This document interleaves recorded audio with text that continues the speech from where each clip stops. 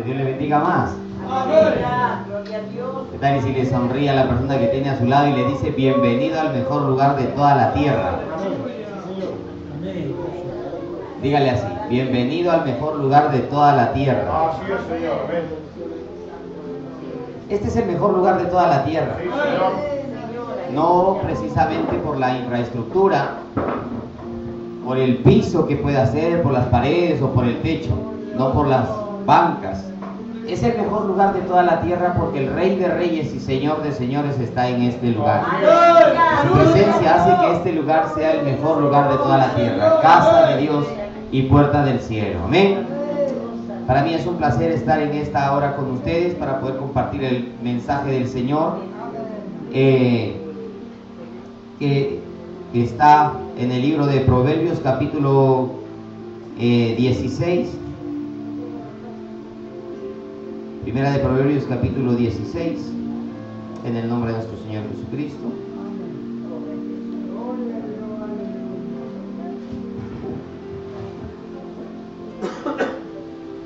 He traído para compartirles algunos mensajes en audio y video.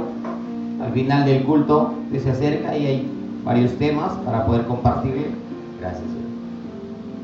Hay unos temas, los que deseen llevar este material precioso. Y bueno, después de casi 3 años y medio de trabajo intenso en el Señor, orando, ayunando, he estado escribiendo un libro que se llama Dios de Procesos. Lo he estado trabajando durante mucho tiempo en el Señor y Dios me ha permitido ya terminarlo y publicarlo. Aquí está, este es el libro Dios de Procesos. Es un libro de casi 180 páginas, un libro que ha sido pensado desde el corazón de Dios para bendecir a las vidas, a las personas, a las familias, ministerios, a las congregaciones. Es un libro preciosísimo. El mismo título nos habla acerca de una realidad constante. Todos atravesamos procesos, todos atravesamos situaciones difíciles en la vida, en la familia, en el matrimonio, en el ministerio, en la empresa. Uno atraviesa situaciones que a veces no las entiende. Uno atraviesa momentos en los que se ha rendido. Yo no sé cuántos de ustedes se han rendido en algo.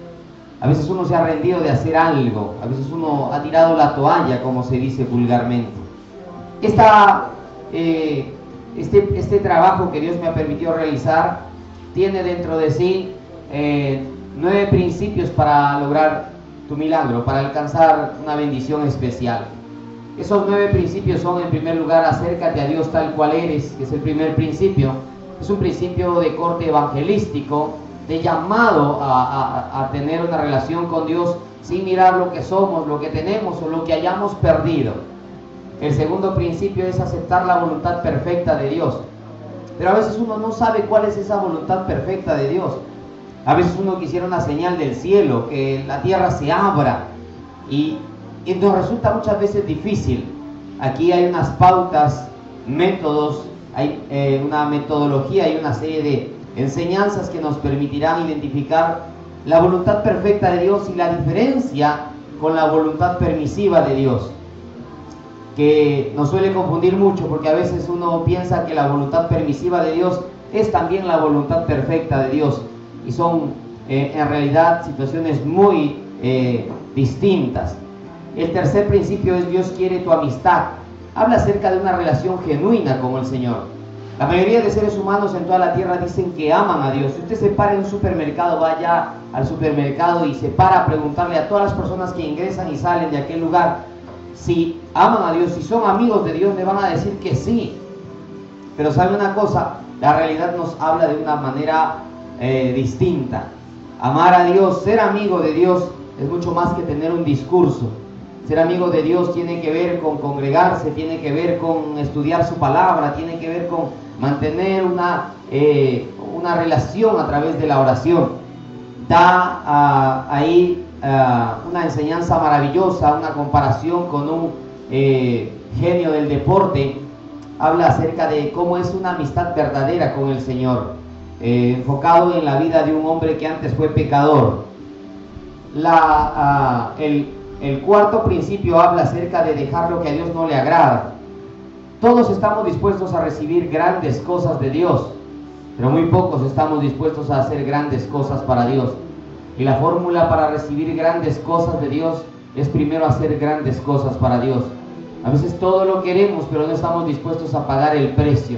Es una palabra de motivación a la santidad. Es una palabra que busca desafiar al lector a esperar en el tiempo del Señor, a amar su presencia más que cualquier otra cosa, a dejar lo que a Dios no le agrada por pasión y por convicción. El quinto principio habla acerca de que con Cristo todo es posible. Menciona las situaciones difíciles que uno puede atravesar personalmente, matrimonialmente, económicamente, ministerialmente. Nadie está libre de atravesar una enfermedad incurable. Pero entre un cristiano y un creyente hay una diferencia. Entre un cristiano y un impío hay una diferencia. La persona del mundo no tiene esperanza porque el banco no le dará, ni los médicos podrán hacer algo. Mientras que con Jesucristo todo es posible. El sexto principio habla acerca de la perseverancia, la humildad y la sujeción. 3 puntos importantes en la vida del creyente. Este principio lo que pretende es principalmente involucrar al lector en una obra local.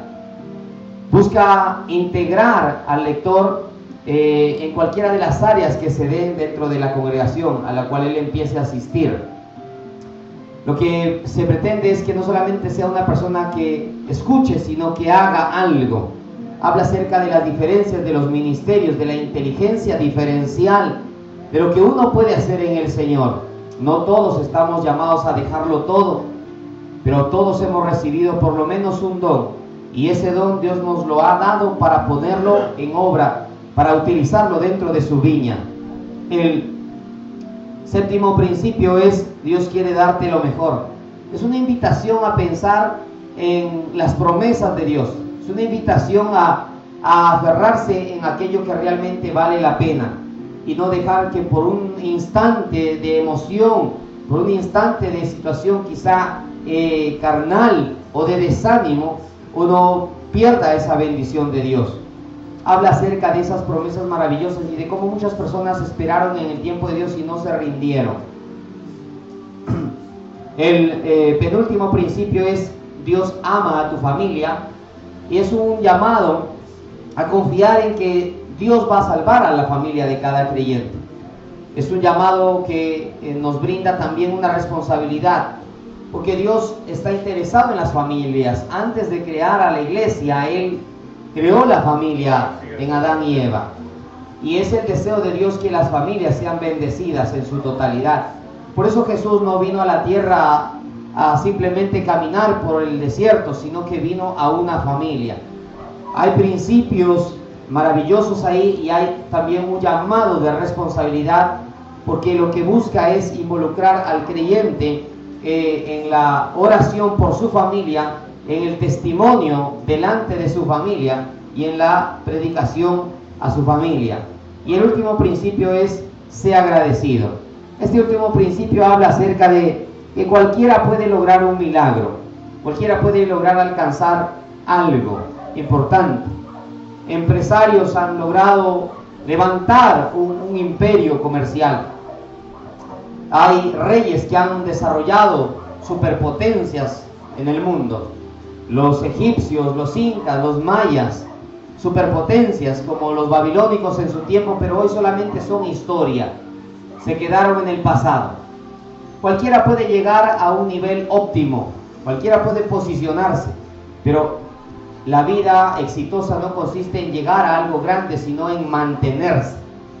Y una de las fórmulas para mantenerse allá arriba, para mantener un matrimonio, para mantener una familia, para mantener un ministerio, para mantener una empresa, es tener un corazón agradecido. Con Dios en primer lugar y con las personas que nos rodean en segundo lugar. La gratitud mantiene fortaleza, estabilidad, porque teje redes a través de las cuales, cuando uno no tenga lo que necesita, a través de esas redes pueda recuperarlo o pueda tener lo que no tenía. Mantén un corazón agradecido, es el último principio de este libro maravilloso. Y les invito a que se lo lleven al final del servicio, acérquense para llevar esta bendición tan grande, tan hermosa. Proverbios capítulo 16, ¿cuántos lo tienen? Amén. El mensaje en esta tarde es causalidades y diosidencias. Mi nombre es Telmo Bazán, soy apóstol de la Iglesia Jesucristo es el Señor de la ciudad de Cali, en Colombia. He sido invitado para presentar este libro aquí en este hermoso país, donde tengo familiares y amigos, consiervos, y es un placer para mí estar en esta tarde con ustedes. Proverbios capítulo 16, versículo 4. Los que puedan pararse, por favor, los invito a que cierren sus ojos, inclinen su rostro ahí donde está y le pidamos al Señor que nos hable. Amén. Nuestro buen Dios y Padre eterno, te damos honor, gloria y alabanza a ti, Señor. Amén. Reconociendo que todo viene de ti, que tú eres, Señor, el soberano, que tú eres el Rey del universo. Nuestra vida te pertenece. El universo entero ha sido creado por ti. Señor amado, en esta hora te pedimos que nos hables. Háblanos conforme a tu voluntad y de acuerdo a tu propósito. Siembra tu eterna palabra en nuestra alma, mente y corazón, para que nuestra vida sea un reflejo de ti. Señor, permítenos en esta hora estar atentos a tu voz. Queremos recibir la porción de ti que necesitamos. Papi, en el nombre de Jesús, háblanos, oh Rey. Enséñanos, ministranos, instrúyenos, papá, por Jesucristo nuestro Rey, Señor. Amén, amén y amén. Versículo 4 del libro de Proverbios, capítulo 16. Leemos en el nombre que es sobre todo nombre, el nombre de nuestro Señor Jesucristo, para la gloria del Padre, del Hijo y del Espíritu Santo. Dice así: todo lo que Dios hace tiene un propósito. Diga conmigo, propósito. Hasta creó al malvado para el día del castigo. Estoy leyendo la versión de lenguaje sencillo. Reciban sus asientos, amada Iglesia de Cristo. Este libro de Proverbios, en el capítulo 16, versículo 4, en la versión Reina Valera nos habla de una manera distinta. Dice: todas las cosas ha hecho el Señor para sí mismo, y aún al impío para el día malo. Dice, todas las cosas Dios las ha hecho para sí mismo. Todo Él lo ha creado para Él. Amén. Esa idea de que todo Él lo ha creado para Él nos está hablando de un propósito. No creó las cosas al azar. No las hizo porque simplemente se le ocurrió, chascó los dedos y vio a lo que saliera. Los científicos ateos dicen que es imposible decir que existe Dios porque es imposible comprobar su existencia a través de la vista, por ejemplo. Dicen, no, Dios no existe porque nadie lo vio. ¿Quién ha visto a Dios? Si ustedes me muestran a Dios, entonces yo creeré a Dios. En una ocasión, un científico ateo discutía con su esposa y le decía, Dios no existe porque no lo he visto y nadie lo ha visto jamás. Y su esposa le dijo, tú eres científico y dices que nunca has visto a Dios y que por eso Dios no existe. Pero nunca has visto al aire y sin embargo el aire existe. Nunca has visto el dolor, lo has sentido en alguna parte de tu cuerpo, pero sabes que Él existe porque se siente. Todos tenemos fe y creemos en algo que no vemos. Incluso tú, le dijo a este científico ateo. Y él dijo, no puede ser posible. Yo si no lo veo, si no lo toco, si no lo compruebo, no lo creo. Entonces aquella mujer le dijo, ¿tú crees que el universo es finito o infinito? Y él dijo, yo sé que el universo es infinito, que nadie puede medir el universo. Aquella mujer creyente le dijo, si tú dices que el universo es infinito, mi pregunta sería entonces, ¿cómo sabes, cómo estás seguro que el universo es infinito? ¿Alguna vez alguien fue hasta allá a medirlo? ¿Alguna vez tú fuiste allá a medirlo? Él dijo, no, ¿cómo puedes preguntarme eso si sabes que nunca he ido y nadie puede ir allá? Me dice, y le dijo a aquella mujer, eso es fe. Eso es fe porque estás creyendo algo que no lo ves y lo das por hecho. La Biblia habla acerca de la fe con estas palabras. La fe es la certeza de lo que se espera y la convicción de lo que no se ve. Eso es la fe. La fe es estar convencido de que algo es real aun cuando uno no lo tiene, no lo ha visto, no lo ha tocado. Cuando nosotros vemos el universo entero, podemos dar testimonio de que Dios es real. La Escritura dice en el primer libro de los Romanos, en el capítulo 1 de los Romanos, dice que a Dios es cierto que nadie le vio, pero Él se hace claramente visible a través de la creación, para que nadie diga que Dios no existe. Los científicos ateos dicen, no, el universo entero no es el producto de la creación de Dios, el universo entero es el producto de una gran explosión. Yo le pregunto, si hubiese allá un terreno, un campo deshabitado, y allá uno pone 1 tonelada de explosivos, después que explota ese lugar, ahí será posible que exista un edificio de 20 pisos. Después de la explosión, producto de la explosión, mágicamente existiría de inmediato ahí un edificio de 10 pisos, de 5 pisos, una casa de 1 piso. Es imposible, es científicamente imposible, improbable, no puede ser. Sin embargo, los científicos que dicen que Dios no existe han puesto esa teoría, la teoría del Big Bang, la gran explosión. Y lo que dicen es que con una gran explosión, la materia que no existía, la materia viva que no existía, existió. La materia muerta que no existía, existió. Pero cuando usted analiza cualquiera de los animales que existan, cuando usted analiza cualquier animal que exista en la tierra, cualquier planta, la va a encontrar que es muy compleja, que es perfecta en su estructura, en su forma y en su desarrollo. El universo entero. Miren, nosotros estamos dentro de un planeta. El planeta se llama la Tierra, pero no es el único planeta de nuestro sistema. El sistema planetario al cual nosotros pertenecemos es el sistema solar. Y el sistema solar gira cada planeta alrededor del Sol. El ser humano, según la Biblia, haciendo un estudio cronológico, desde Adán hasta el día de hoy han pasado poquitito más de 6.000 años. Diga conmigo, 6.000 años. En 6.000 años la Tierra no se ha chocado con ninguno de los planetas, porque hay planeta arriba de la Tierra y debajo de la Tierra, y vamos girando alrededor del Sol y nunca nos hemos chocado.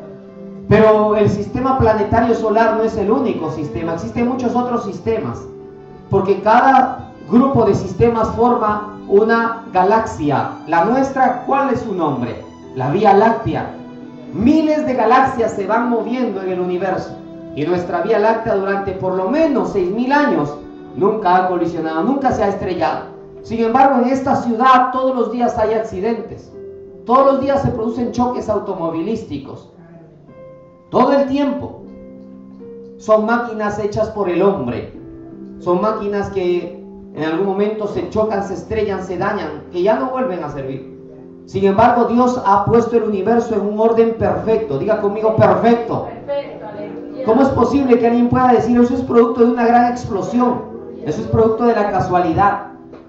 Producto de la casualidad sale algo malo, desordenado, algo que no tiene sentido, que no tiene propósito. La única forma para decir que ese edificio existe, la única explicación de que aquel edificio de 20 pisos o aquella casa de 1 piso exista, es que hubo alguien que pensó en ese diseño y lo ejecutó, lo realizó. Nosotros, el universo entero, cada ser humano, cada animal, cada planta, no es el producto de una gran explosión. Es el producto de una mente que pensó, que diseñó y que ejecutó. Eso dice la Biblia. La Biblia dice que Dios pensó, Dios diseñó y Dios ejecutó por el poder de su palabra. El apóstol Pedro testifica diciendo que de donde no existía, de donde nada había, Dios por el poder de su palabra hizo que existiera. El libro de Génesis nos dice, y Dios dijo, sea la luz, y la luz fue hecha. A excepción del ser humano, todo lo demás fue hecho por el poder de la palabra de Dios. Porque el ser humano fue hecho por las manos de Dios. La Escritura dice que Dios tejió el embrión de cada ser humano en el Salmo 139. Dios miró.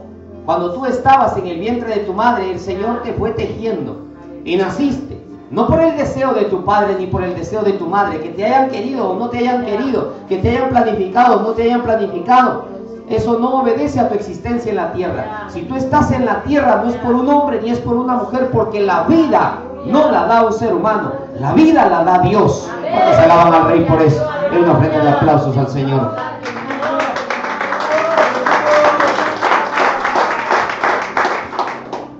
Aun cuando se ve todo un universo complejo, organizado hasta la perfección, muchos científicos dicen Dios no existe, pero la realidad nos habla de que un Dios es real y un Dios existe.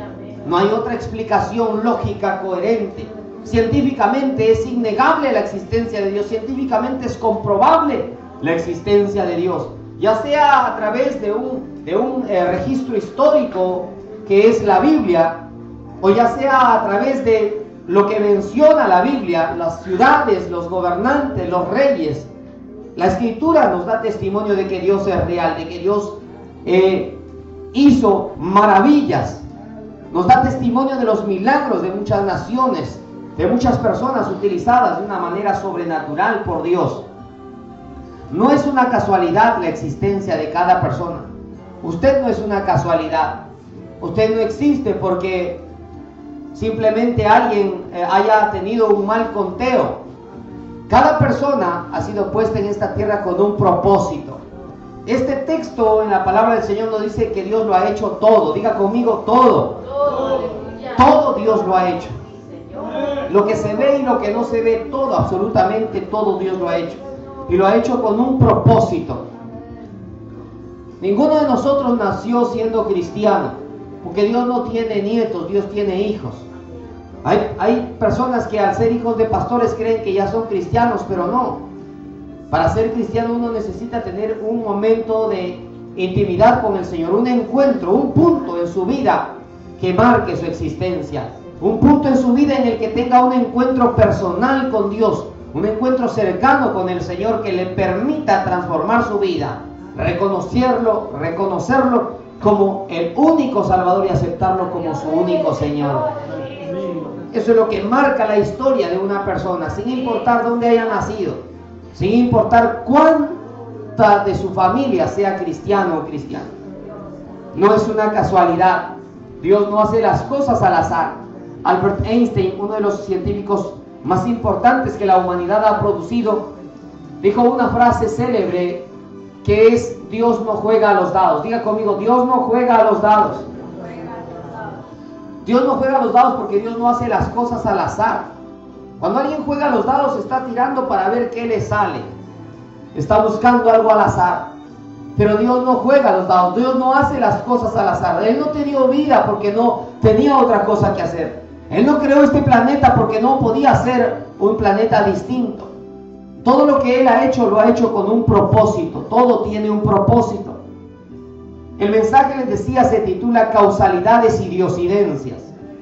La gente habla de casualidades. Yo no sé si alguna vez a usted le ha pasado que tenía que hacer algún trámite y va a aquella oficina, va a aquella institución financiera y llega justo a tiempo. Diga conmigo, justo a tiempo. A veces uno iba a perder el avión, pero llega justo a tiempo. Iba a perder aquel bus, pero llega justo a tiempo. Tenía que abordar aquel vehículo, aquella locomoción, pero llega justo a tiempo. Necesitaba llegar a aquella reunión, pero llega justo a tiempo. Y a veces uno dice, oh, qué casualidad. Casualidad que me haya topado con esa persona. A veces uno va a hacer algo y no lo hace como quiera, no lo hace como esperaba. La situación se le cambia, como que la vida le cambia, como que una jugada viene y cambia su destino. Uno tenía que encontrarse con tal persona, pero se encuentra con otra. Uno tenía que ir a aquel lugar, pero termina yendo al otro. ¿Cuántas veces usted tenía que predicar aquel tema, pero Dios le dijo, no, tiene que ser este otro? Uno piensa que son casualidades. Uno cree que una tarde cualquiera es simplemente una casualidad, que la vida de uno es una simple casualidad. A veces uno piensa incluso al contrario, por cosas malas. Por cosas malas que uno las juzga malas. Dice, ¿qué hubiera pasado si hubiera terminado con aquella persona a quien tanto amé? ¿Qué hubiera pasado si hubiese seguido con aquella empresa que ahora es un éxito y yo no perseveré? Y a veces uno se siente mal porque no llegó a aquel lugar, porque no recibió aquella noticia, porque no recibió aquel pago, porque no prosperó aquella empresa. Y uno se frustra y dice, no, ¿por qué? ¿Por qué? ¿Por qué no me casé con esa persona? Y a veces uno piensa que todo en la vida es tragedia porque no se dan las cosas como uno quiere. Y se juzga. Y durante años, décadas y a veces toda la vida, personas que cargan esa cruz y mueren con esa cruz. ¿Qué hubiera pasado si? ¿Cómo hubiera sido si? Si esto no hubiera sido, si esto hubiera sucedido. Pero nada es casualidad en esta vida. No podemos decir que a Dios se le escapa algo de las manos. Muchos evangélicos dicen en medio de sus discursos que Dios es tan milimétrico en lo que hace que ni siquiera las hojas de los árboles se mueven si no es por su voluntad perfecta, si no es por su poder. La Escritura dice desde el propio Jesucristo que aún cada cabello de cada cristiano, de cada cristiana está contado. Dios tiene un propósito para cada cosa. Dios tiene un propósito cada vez que se cierra una puerta. Dios tiene un propósito cada vez que se abre una puerta. Porque Dios es soberano. Diga conmigo, Dios es soberano. Dios es soberano, hermano. Una casualidad, dice el mundo, es un hecho que no ha sido planificado. Es un acontecimiento fortuito. Es algo que no estaba planificado, algo que se salió de control. Eso dice la gente de una casualidad. Pero sabes, la Biblia nos hace entender que no existen casualidades en el camino del creyente, sino que todos son causalidades. Una causalidad viene de una causa, es decir, un origen. El origen supremo, el inicio de todo es Dios. Diga conmigo, Dios es el inicio de todo. Dios es la causa suprema. Él es la causa principal. El ateo a veces dice, bueno, si nosotros hemos sido creados por Dios, entonces ¿quién creó a Dios? Y esa es una de las preguntas más tontas, más ridículas, porque todo siempre tiene un inicio.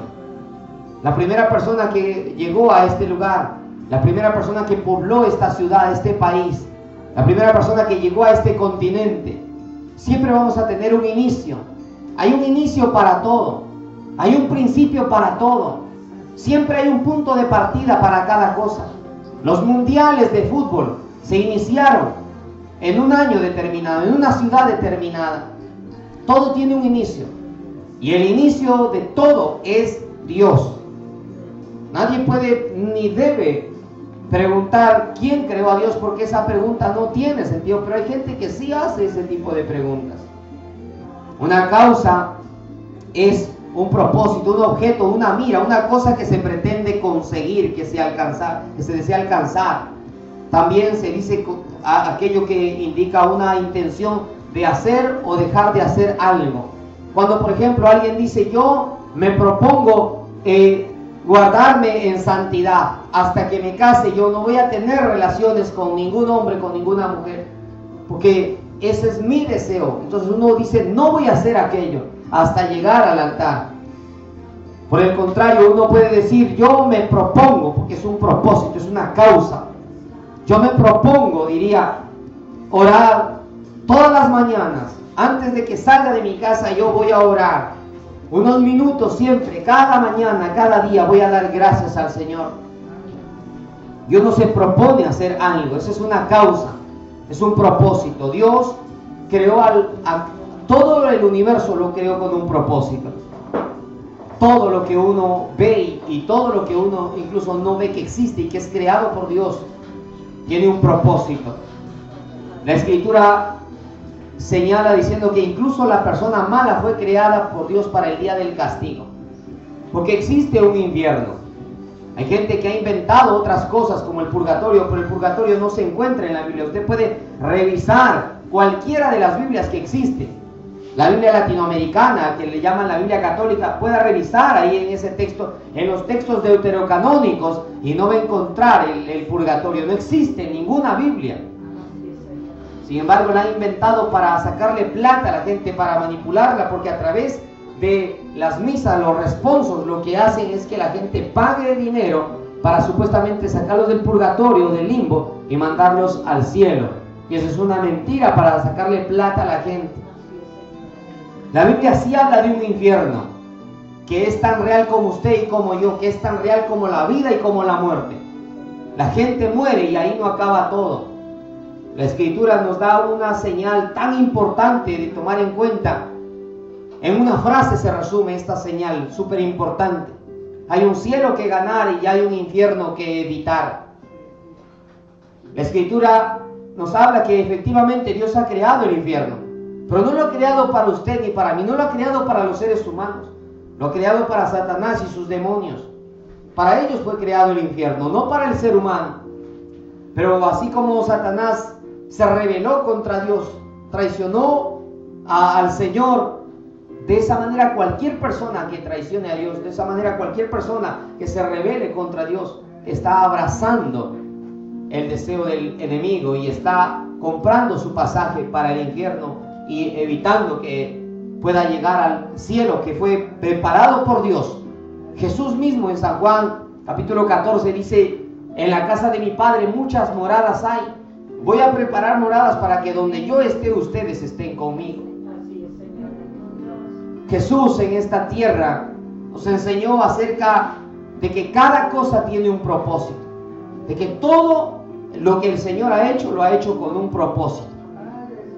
Cada persona ha recibido un don, un talento, una habilidad. No todos tenemos el mismo don, pero esos dones que Dios nos lo ha dado para servir a las personas. Porque el principio fundamental de la vida del ser humano es servir. De ahí viene la palabra vivir, ser vivo. Un ser vivo es aquella persona que sirve. Servir es un principio maravilloso, porque es un principio que viene de Dios. Dios, siendo Dios hasta el día de hoy, sirve. No es lo mismo ser un sirviente que ser un siervo. Ser un sirviente es cualquier persona que lo hace por compromiso, por obligación o por dinero.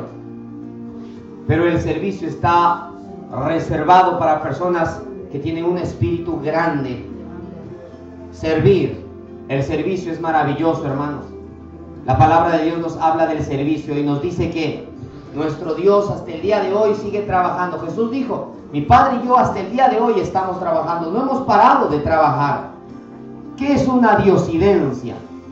La diosidencia es aquella planificación de Dios. Es Dios metido en el asunto, es Dios obrando, es Dios cerrando puertas que conducen hacia una maldición y abriendo puertas que conducen hacia una bendición.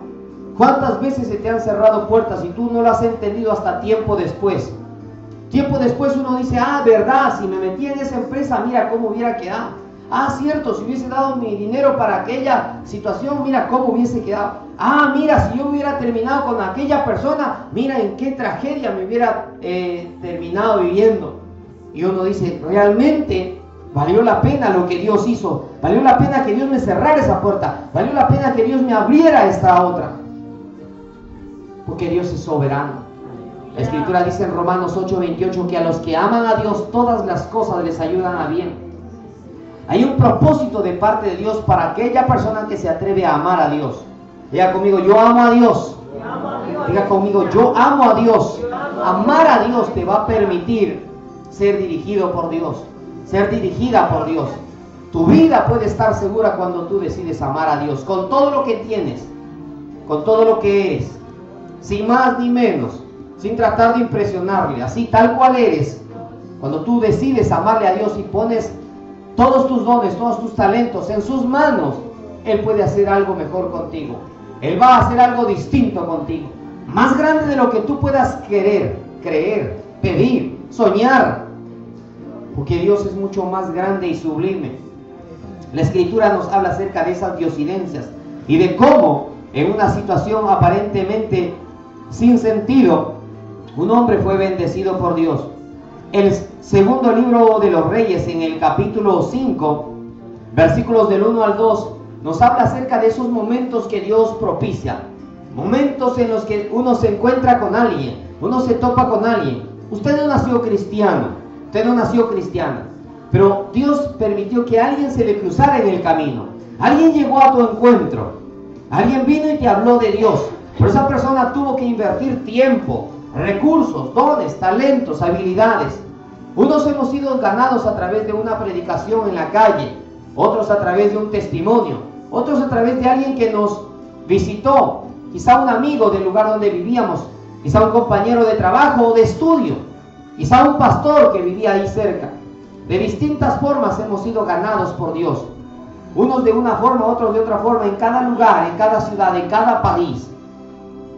Porque Dios obra de maneras distintas y de maneras muchas veces insospechadas, de maneras que uno no pueda entender, no pueda incluso aprobar humanamente. Pero Dios está obrando, Dios está tejiendo sus redes para bendecir la vida de muchas personas. Y todo lo que parece una coincidencia en un encuentro, cuando es puesto por Dios, cuando es un encuentro de Dios, no es una coincidencia, es una diosidencia. Dios propicia encuentros divinos con propósitos eternos. Diga conmigo, encuentros divinos propician,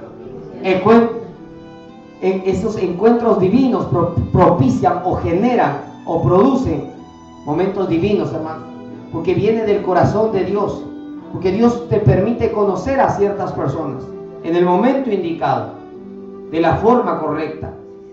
La escritura dice en 2 de Reyes 5, del 1 al 2, Naamán era general del ejército de un país llamado Siria.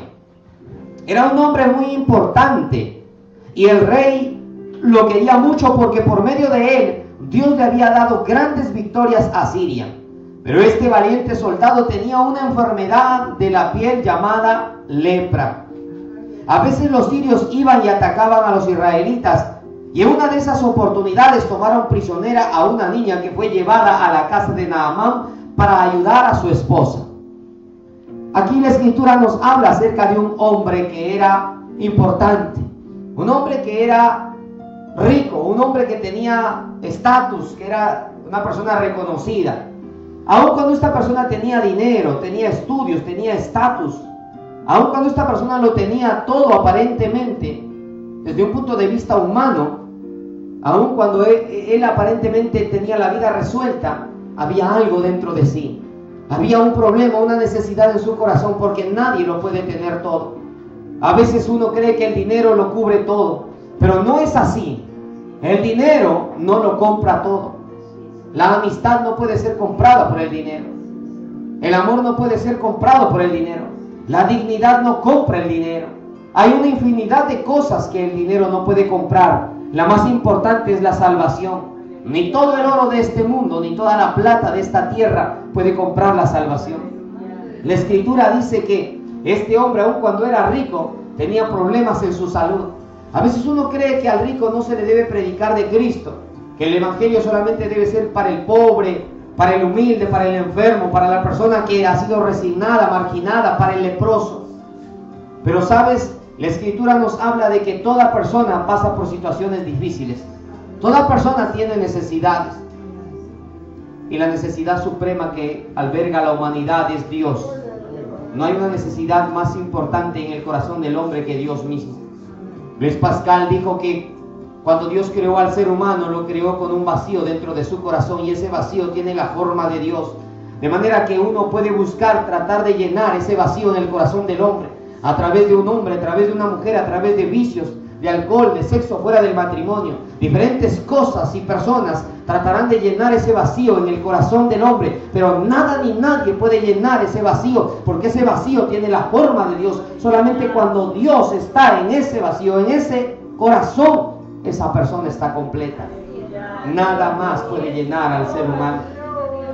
La escritura dice que este hombre llamado Naamán tenía ese problema, tenía un problema de salud, lepra, que es como decir SIDA en este tiempo. Una enfermedad incurable, una enfermedad rara, una enfermedad que consistía en que la piel se le podría y se le iba cayendo de a pedazos. Imagínese ese hombre ahí, enfermo, marcado, sin poder hacer las cosas que antes las hacía. Un hombre que aparentemente estaba recibiendo una desgracia, un hombre que aparentemente estaba viviendo una tragedia, pero detrás de eso estaba la mano de Dios. ¿Cuántos pueden decir amén? Amén. Detrás de esa tragedia, aparentemente esa desgracia era el fin de su historia, pero no, ahí estaba la mano de Dios. La escritura dice en el libro de Job que Dios hace la herida y Dios también la cura. Nuestro Dios hace todo, hermano, pero siempre con un propósito. Tiene un plan maravilloso que pone en marcha para bendecir la vida de las personas que lo aman. Porque a los que aman a Dios, todas las cosas les ayudan a bien. sin importar qué pueda hacer. Lo que tú aparentemente o en el momento lo juzgas como malo, siempre tiene un buen propósito de parte de Dios. Cuando esa relación se trunca, cuando esa empresa cae, cuando esa puerta se cierra, si tú amas a Dios y lo estabas sirviendo de corazón, esa puerta cerrada no es maldición, es bendición. Hay una mano de Dios ahí obrando. A veces solamente queremos escuchar el sí de Dios, pero el no de Dios es tan bueno como el sí de Dios. Y el espera de Dios es tan bueno como el sí de Dios. Dios, si realmente nos ama, no siempre nos dirá que sí. Un padre, cuando realmente ama, no le va a decir que sí a todo lo que su hijo le pida, porque lo haría una persona egoísta, insensible, inmisericordia. Decirle no a los hijos y decirle espera a los hijos es una muestra de amor, de protección, de enseñanza, de discipulado. Y eso es lo que Dios hace con nosotros. Lo estaba haciendo con este hombre llamado Naamán. Y ojo que Naamán no era hebreo. Naamán no era una persona de Israel. Él era, podemos decir que él era un impío. En la práctica él era un gentil. No tenía nada que ver con el pueblo de Dios, que religiosamente podríamos decir no estaba destinado para ser salvo. Pero el destino no lo pone la historia. El destino no lo marca la religión. El destino no lo marca un apellido, una nacionalidad, ni un color de piel. El destino lo marca Dios. Porque si hay alguien que escribe la historia de cada persona, ese es Dios. Tu destino está marcado por la voluntad de Dios. ¿Cuántos alaban al Rey por eso? Den una ofrenda de aplausos al Señor. Este hombre llamado Naamán estaba experimentando esta situación difícil en su vida, que quizá no la podía entender, que quizá él pensaba que era un designio de los dioses, era un castigo de su Dios. Porque él no creía en el Dios de Abraham, de Isaac y de Jacob. Él no creía en el Dios verdadero, ni siquiera conocía de él, no sabía de él. Pero paralelamente, o como se dice en las caricaturas, mientras por aquí Naamán estaba llorando su tragedia, por el otro lado Dios ya había iniciado su bendición. La bendición para Naamán. Por el otro lado, Dios ya estaba tejiendo su historia, ya estaba escribiendo su historia de bendición. Esa tragedia aparentemente era el inicio de su bendición, de la bendición para su familia. La Escritura cuenta que al norte de Israel había un país poderoso en ese tiempo llamado Siria. Y ese país cada cierto tiempo ingresaba a Israel y saqueaba, robaba, hacía desmanes. La historia cuenta que un grupo de soldados, probablemente a cargo de este comandante, de este gran general llamado Naamán, hizo su ingreso a la parte de Israel que queda al norte de Israel. Ingresaron y saquearon, robaron y se llevaron algunos esclavos y algunas esclavas. Y entre ellos se llevaron a una niña. Diga conmigo, niña. La Biblia no dice que era una adolescente. La Biblia no dice que era una mujer. Ni siquiera dice que era un niño. Es más, la Biblia no menciona cuál era el nombre de esta niña.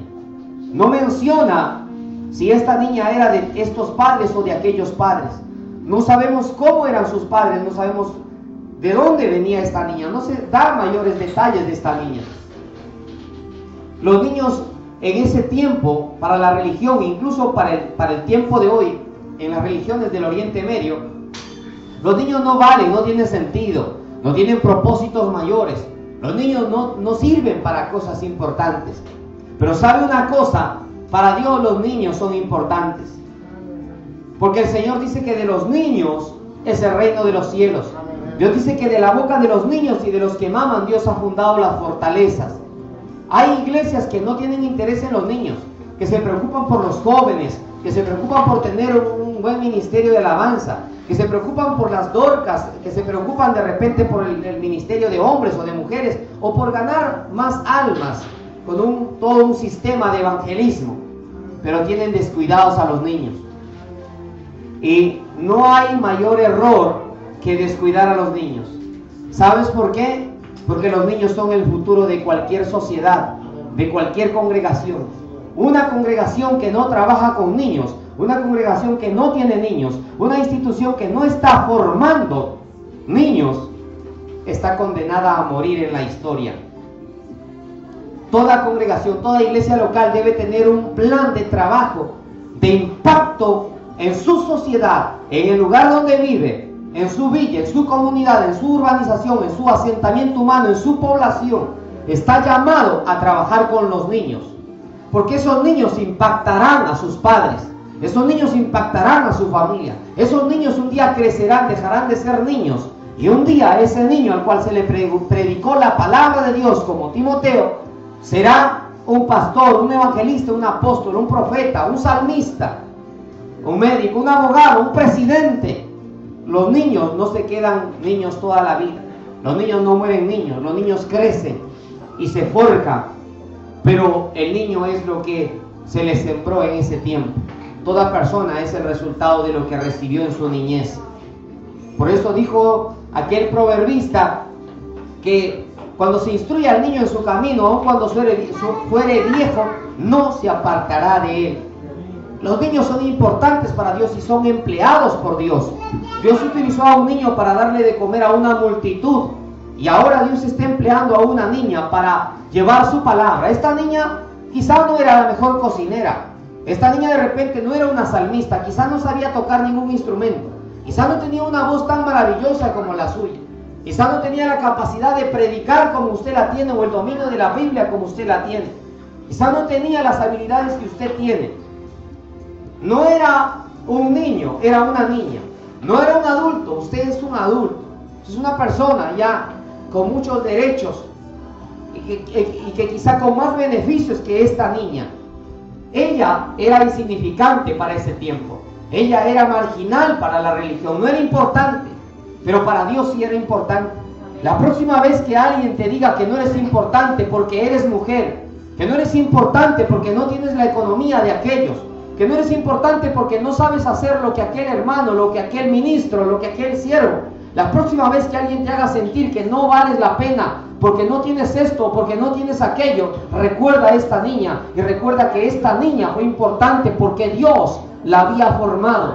Todo lo que nosotros somos, el valor que nosotros podamos tener, no radica en nuestro pasado, no está en lo que nosotros tengamos o hayamos dejado de tener. El valor de una persona radica en la presencia de Dios.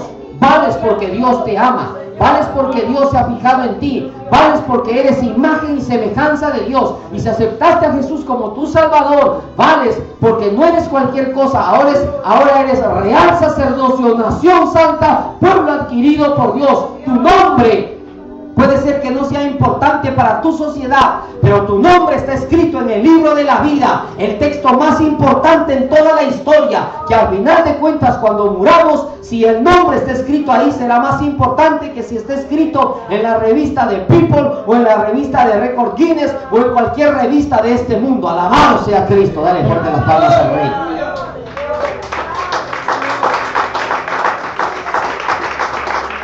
Esta niña se acercó a la madre a la esposa de Naamán y le dijo: señora, en mi país hay un Dios que sana, que hace maravillas. Hay un Dios que es sobrenatural, un Dios verdadero, no es de madera, no ha sido hecho por los hombres, no es una imagen de piedra, de talla, no es una fotografía. El Salmo 115 dice: hay imágenes que tienen ojos y no ven, tienen boca y no hablan. El libro de sabiduría en la Biblia católica, el libro de sabiduría, en los capítulos 15, 16 y 17, 3 capítulos habla acerca de la idolatría. Y dice que es pecado venerar. Muchos católicos veneran a las imágenes, pero es tanto el pecado el adorar como el venerar a las imágenes. Esta niña va y le dice: yo tengo un Dios que vive, tengo un Dios que es real, tengo un Dios que no es imagen. Le sirvo a un Dios y conozco a un Dios que ha hecho descender fuego desde el cielo para consumir una ofrenda. Conozco a un Dios que durante 3 años y medio no mandó lluvia y luego mandó lluvia. Conozco a un Dios que resucitó a muertos.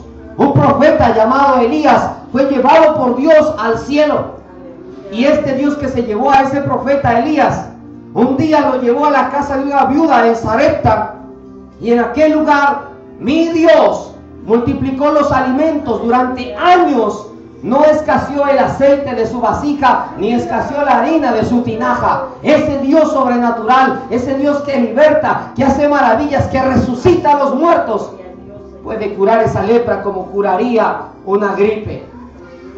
Si mi Dios hizo lo que antes hizo, esa lepra es nada para mi Dios, le dijo esa niña. Yo me imagino qué más palabras le habrá dicho a aquella niña, sin ser una super evangelista, sin ser uno de esos que salen por la televisión de repente vendiendo la salvación. Que el Señor tenga misericordia de esa gente.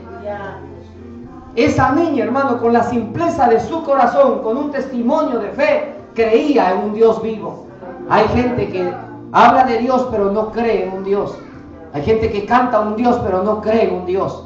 Esa niña, con la simpleza de su vida, ella pudo haber dicho: soy niña, ¿qué le voy a decir? ¿Cómo me va a creer? Ella pudo haber dicho: soy esclava, me trajeron como esclava a esta casa, ¿cómo voy a decirle que tengo un Dios sobrenatural? Me van a decir: si tú tienes un Dios sobrenatural, ¿por qué eres esclava en esta casa? Pero ella no se limitó, ella tenía un don, el don de la palabra. Ella tenía una responsabilidad y fue responsable con su llamado de Dios. Usted y yo somos responsables delante de Dios.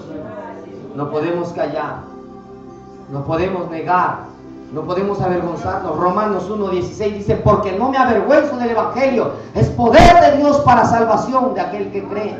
Aquella niña va y le habla a aquella mujer y le dice: si Naamán va para allá, mi Dios puede sanarlo, porque allá hay un profeta llamado Eliseo. Diga conmigo: la mujer creyó. Y la mujer creyó.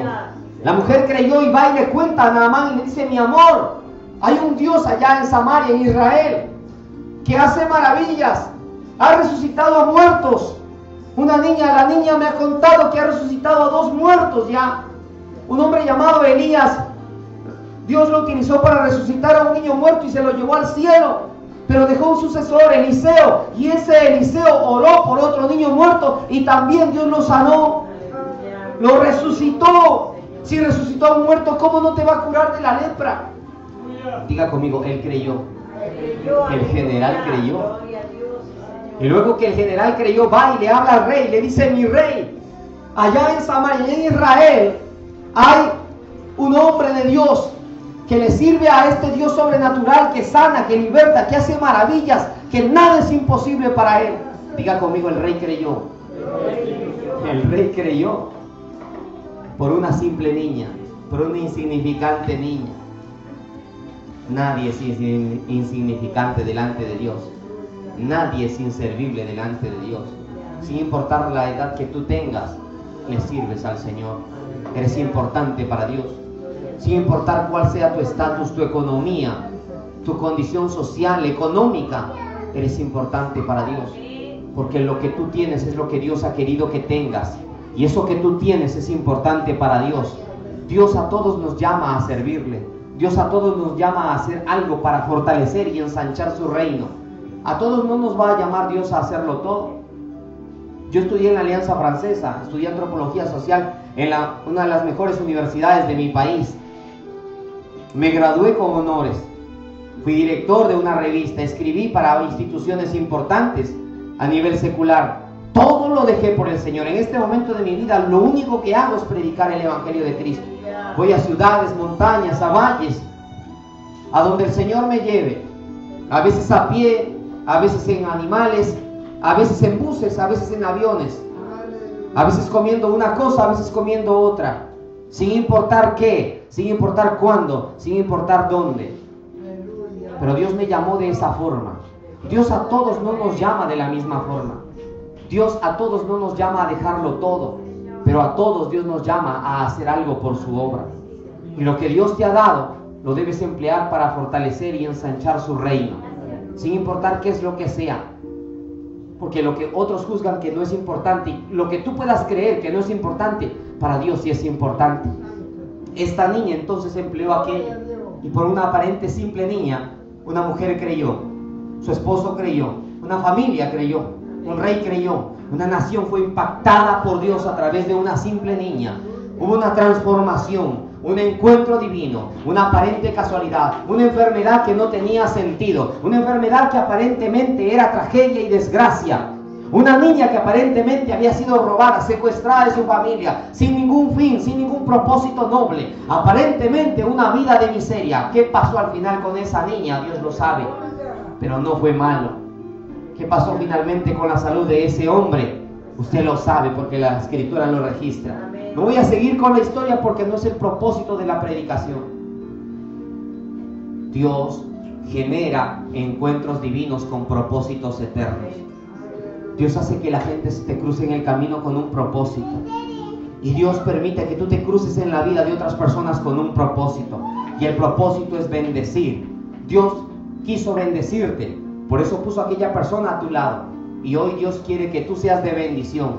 Como aquella niña, como aquel hombre, como aquella enfermedad. Dios es un Dios de propósitos. No es casualidad esta tarde, esta mañana, esta noche, esta jornada. No es casualidad que tú hayas nacido. No es casualidad que escuches este mensaje. No es casualidad. No pienses, no reniegues, no cuestiones, no te frustres. Descansa en Dios. Tu vida está escondida con Cristo en Dios. Tu familia ha sido diseñada por Dios. No reniegues por el padre que tuviste, por la madre que tuviste, por los hermanos que tuviste, por los hijos que tuviste. No reniegues por eso. No reniegues por la ciudad donde estás. No reniegues por el país donde estás. No reniegues ni siquiera de tu presidenta, de tu presidente. Da gracias al Señor. La vida es tan placentera cuando uno, en lugar de quejarse por lo que no tiene o por lo que perdió, se dedica a dar gracias por lo que aún tiene. Y se dedica a luchar por lo que aún le queda. Porque eso te da fuerza, energía, vigor. Pon tu confianza en Dios, sabiendo que todo lo que Él planifica es para bendecir tu vida y para bendecir a los tuyos. Cierra tus ojos ahí donde estás.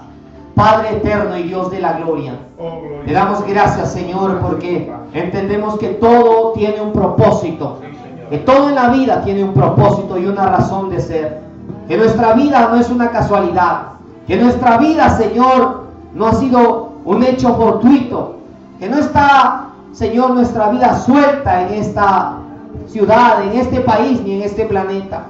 Hoy entendemos, Señor, que cada puerta que tú has cerrado en nuestras vidas tenía el propósito de bendecirnos. Hoy, Señor, entendemos que cada situación que la juzgamos incorrecta, injusta o sin sentido, hoy reconocemos, Señor, que sí tuvo sentido, que tiene sentido, papá. Padre, una vez más te rendimos nuestra vida.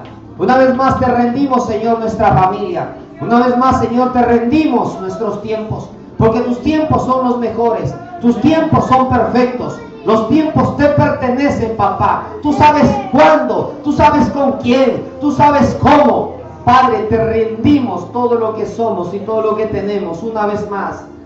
Te rindo mi vida, te rindo mi ministerio, te rindo mi familia, Señor. Que sean tus tiempos y no los míos. Que seas tú, oh Dios. Mi corazón se rinde a tu voluntad perfecta. Mi alma se doblega, Señor, a tu voluntad perfecta. Mi razonamiento se avergüenza delante de tu perfección, oh Dios. Señor amado y Dios de la majestad, reconozco que nada soy sin ti. Que todo lo que pueda querer no se compara con lo que tú tienes, papá. Me rindo a ti y rindo todo lo que soy, papá, a ti. Hoy creo, Señor, que mi pasado ha sido redimido por ti. Dígale así al Señor: hoy creo que todo mi pasado ha sido, Señor, salvado por ti, restaurado por ti. Hoy creo, Señor, que mi presente está seguro, porque estoy contigo, porque soy tu hijo, porque eres mi padre, porque soy tu coheredero. Hoy creo, Señor, que el futuro, mi futuro, está, Señor, asegurado, porque tú estás en el futuro. Tú estás en mi presente y estarás en mi futuro. Te rindo, Señor, en este día. Te rindo, Señor, en esta hora. Mi vida, mi corazón, mis sueños, mis esperanzas, mis anhelos. Lo pongo en tus manos. Lo pongo, Señor, a tus pies. Para que tú me conduzcas a ese destino eterno que es tu voluntad perfecta. Porque entiendo, Señor, que no hay un lugar más hermoso que tu voluntad. Y es en tu voluntad perfecta donde quiero habitar todos los días de mi vida. Cuando no lo entienda, cuando no lo quiera, cuando no me sienta cómodo ni satisfecho, recuérdame, Señor, que tú eres el Dios de los tiempos y el Dios de las edades. Que tú eres, Señor, el Dios de las perfecciones. Y que no existe casualidad.